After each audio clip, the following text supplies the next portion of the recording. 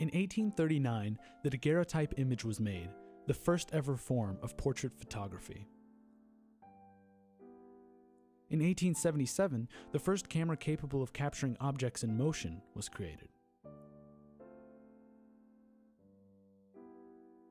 In 1900, the Brownie camera introduced photography to everyday people, selling for just $1 a piece. In 1963, the first point-and-shoot camera was invented. In 1975, the first digital camera was created by Kodak. And now, we enter a new era. The age of the smartphone. Hi, my name is Mio Monasch. I'm from Seattle, Washington. Mio is a photographer on Instagram with thousands of followers. But he is a part of something bigger, this new era, this movement, a movement of photographers that look back wistfully to their predecessors, artists who patiently took photos with skill and precision. In short, he is a man who takes the best aspects of past and present photography and makes it his own. So my first photo taking experience, my grandfather gave me a film camera. He took me out on his best friend's boat, and we went to go whale watching up on the San Juan Islands up here in Washington. I'd seen these whales from the shore, but you really have no idea until you're like right on the water, right on top of them, and they're absolutely massive. It's the coolest thing. And I remember just having this camera and being like, I can capture this. I can like get these pictures. Probably 6, 7 years old. So I'm totally transfixed by something like this. And I got home and realized that there was no film in the camera. I was just so excited to just see what I had done, share this like raw moment and just the sheer size of these things. I had nothing. So that was sort of my first experience out shooting with a camera. But, you know, I remember being sort of struck by just how incredible this sort of process of being able to see something completely amazing and inspiring and just raw. There was that opportunity to document that and to capture that and to share that. And really that's something that I guess has really stuck with me since then. This desire to see and share the spectacular around him is something that Mio carries with him today, and it drives him to make his work even better. He craves dramatic scenery, mountains pointing towards the heavens, fog hiding what lies beyond, or glacial structures that have shaped the land for millions of years. Yet it is his selflessness, encouraging others to join him in his adventures, that got him involved in Instagram. So I started on Instagram about 3 years ago. There was not many users on it at all. There was still a popular page, and I mean back then it was like 100 likes got you on the popular page. I didn't really use it a lot to take pictures. You know, I was taking pictures on my phone, and I was kind of learning from stuff and trying to sort of try things that I saw and see if I could, in many cases, replicate that or find something that was original. I really just looked at it a lot, used it really much more for sort of inspiration, and I was just really struck by just the beauty, just the things that people were seeing and the things that they were sharing. For many people, it's a free and easy way to take up photography. With over 200 million active users and more than 20 billion photos shared, you have to point to its simplicity and beautiful design as a reason for its success. Its retro design appeals to many, from the square aspect ratios to the vintage filters, even down to its logo, an old Polaroid camera. All you have to do is double tap a picture to indicate that you like it and continue scrolling and scrolling and scrolling until you can't get enough of it. Sometimes it's to see what your friends are up to. Other times it's used to escape.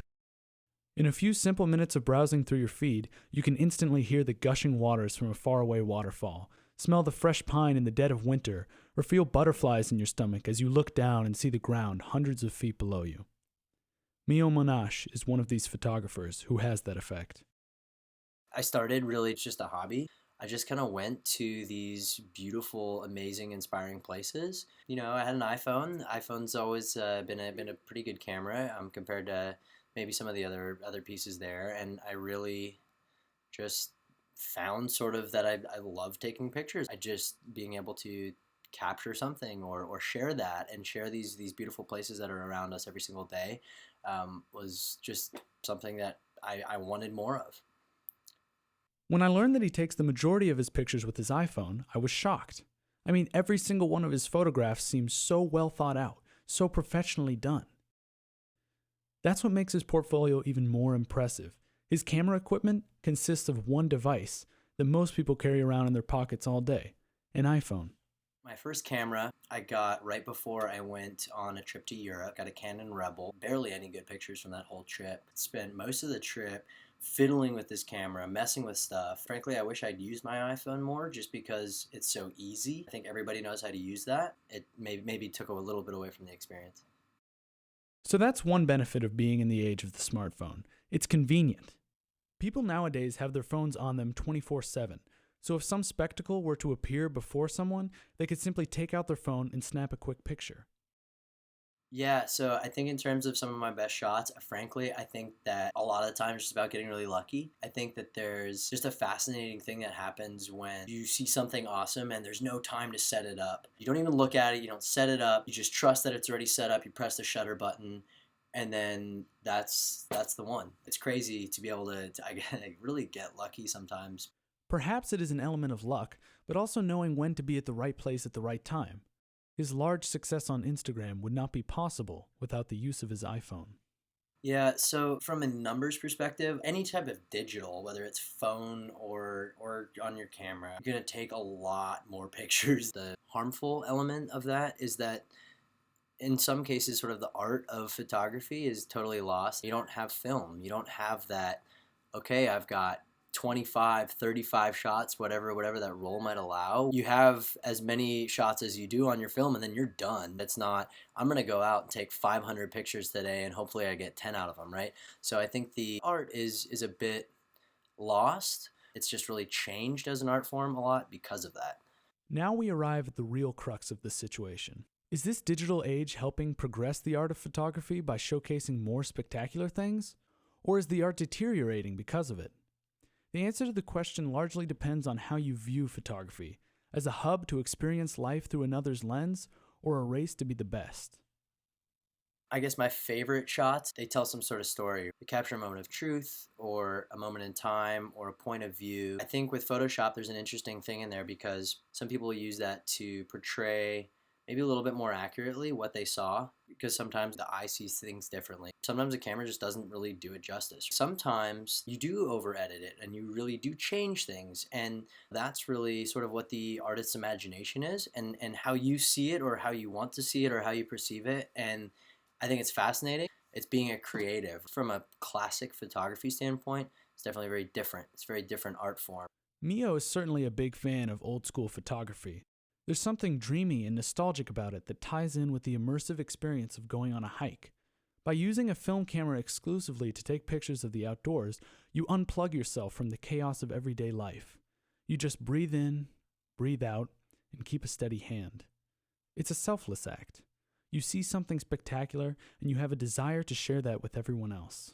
So I do use apps on my phone to edit my photos. Sometimes it's in an attempt to share what I did experience, which to me in whatever way was profound or exciting, something that's really worth sharing, I would hope. But yeah, I really do want to learn that old school way. You take the time to set up the shot. You don't necessarily have or need that instant feedback, but you just know when it's just something that's natural. To me, that would be a little bit more meaningful, I think, as an artist. Like you want to just have that truth. I'm fascinated by the human's capability to really define itself and to learn things and to learn from its own experiences and to just create on that level where it's just raw and in the moment. It's certainly something I hope and strive to be able to accomplish with my work.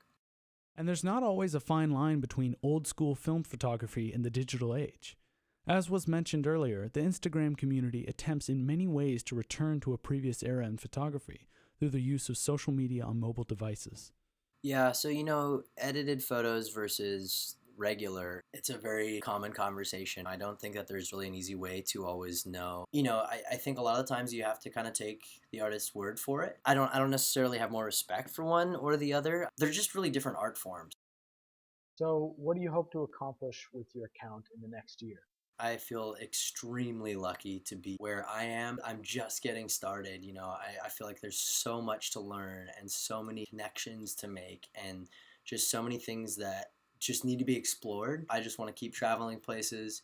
I want to explore all corners of the world and see it and experience it in people and moments and those things that are truly extraordinary around us. At the very least, it's just sort of for my own memories and my own experiences. If other people get a kick out of it, awesome, and I'm blessed by it. I don't see myself ever stopping. A photograph is a moment in time. It's a memory someone holds, and the rest of us envision through the artist's lens. So we can be sure that no matter how photography evolves in the years to come, no matter what era comes next or what countercultures will branch off, that photographers will forever be trying to accomplish the same thing, to make us feel, laugh, cry, to give us insight or knowledge, to appreciate the smaller things in life, or to make us realize how small we are, to be human or beyond, to be in this time or another.